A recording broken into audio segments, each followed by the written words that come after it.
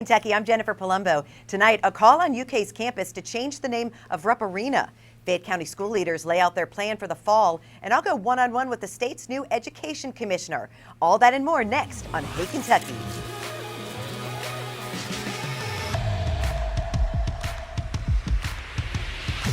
Welcome to Hey Kentucky. I'm Jennifer Palumbo. In for Mary Jo Perino. LEX 18 Sports Director Keith Farmer is my co-host again tonight. Keith, 611 new cases of COVID in Kentucky today, so the summer surge continues. Yeah, disappointing to hear, and obviously it's making some tough decisions on a lot of people in the area. We'll have more on the coronavirus, but first, the home of Kentucky basketball is taking center stage in the debate over race on the UK campus. The faculty of the African American and Africana Studies program at the University of Kentucky has asked the school to change the name of Rupp Arena. In a letter submitted to school president Eli Capilouto, the AAAS program has called the historic facility's name to be changed as part of UK's push for improved race relations on campus. And the faculty notes that Adolph Rupp's name, quote, has come to stand for racism, end quote. The name change is just one of several suggested measures to level the playing field for African Americans on campus. UK has released a statement responding to the letter, saying senior officials have been meeting to address concerns and some approvals have already been made.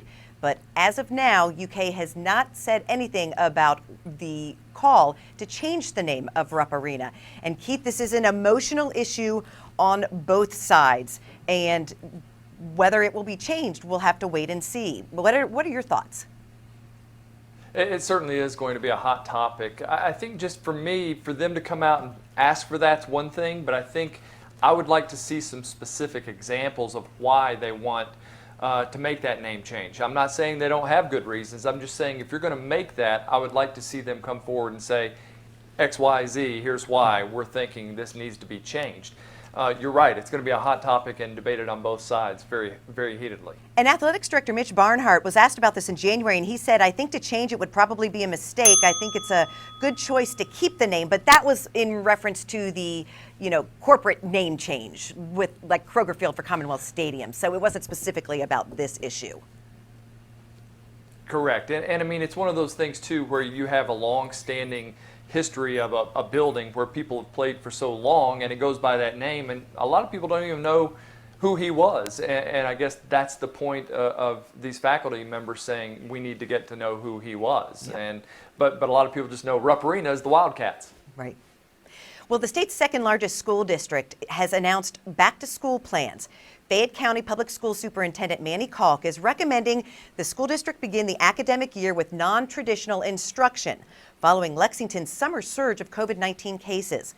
Kalk says the options include traditional instruction, hybrid instruction, which would switch between in-person and at-home learning, and a third option, which would have all students learning from home.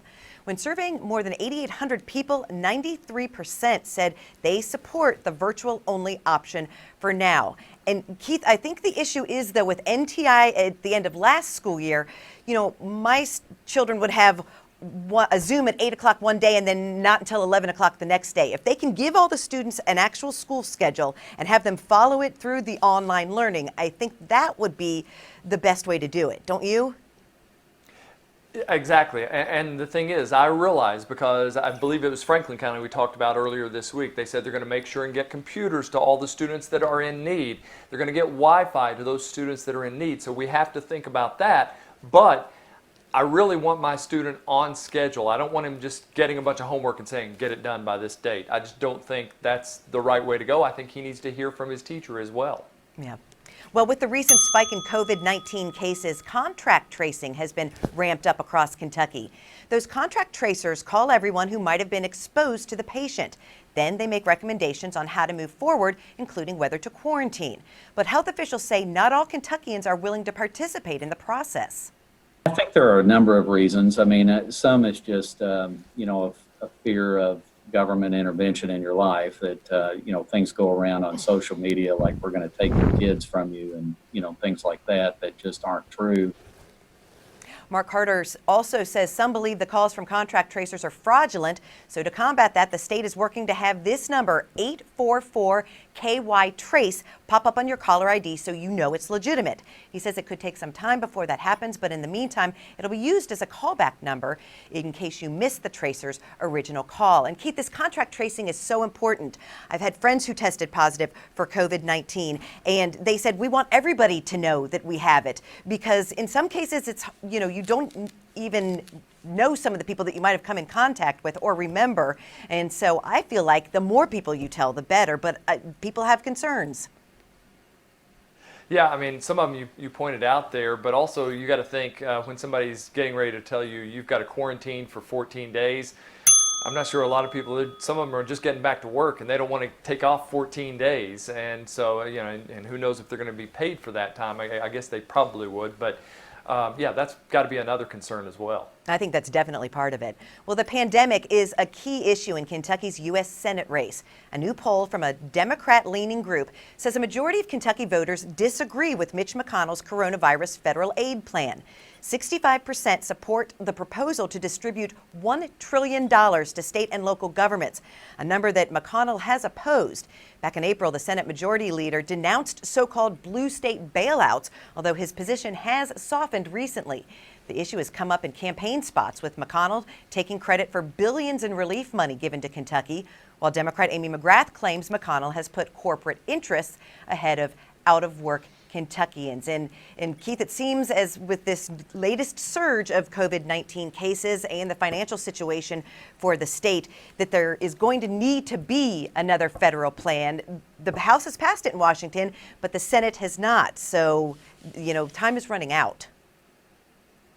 Yeah, for sure. I mean, I hate to borrow against future generations too, but it seems like we're going to need that help, coming down the line. I'm just still a little shocked that a Democratic-leaning survey came up against McConnell. Shocker.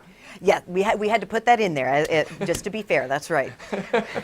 Well, they are arguably Louisville's two biggest events, and they're just about a month away. But with more COVID-19 cases comes more concern about how to keep people safe at the Kentucky Derby and the State Fair. Last week, there were nearly 700 new cases in Louisville, and that number is expected to rise. There are plans for social distancing and limited attendance, but Mayor Greg Fisher says cases must go down before large gatherings are safe. As we've been reporting, Governor Beshear has already started bringing back certain coronavirus restrictions. And Keith, no word on whether the State Fair or Churchill Downs are reworking any plans. But with this new surge in Kentucky and the events just around the corner, it is a concern about will they be able to be held and be done safely. I tell you that I have talked about this one in the past few weeks about the State Fair, just not seeing how that is possible with all the stalls and so many people that are walking around and everything. That one concerns me. Churchill Downs, and I'm not because I'm a sports guy, I could see it happening because I've seen in NASCAR where they've done 25% attendance in very large areas. And I think Churchill Downs could really spread people out, and it could be done with fans safely. Yes. Well, now to our weekly feature on Hey Kentucky, What's the Beef? Sponsored by the Kentucky Beef Council. Civil rights attorneys are calling on Attorney General Daniel Cameron to appoint a special prosecutor to investigate the Breonna Taylor case.